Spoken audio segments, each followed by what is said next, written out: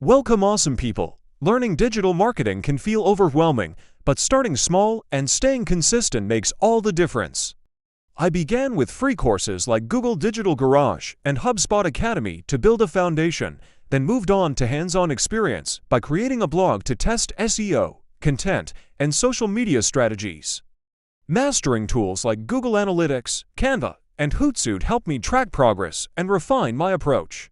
For beginners, I recommend focusing on one area, such as content creation, email marketing, or social media, and building expertise before expanding.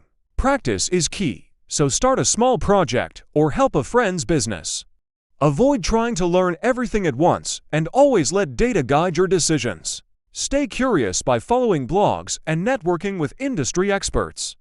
Digital marketing is a dynamic field where persistence, creativity, and adaptability pay off. Just start, and the skills will follow.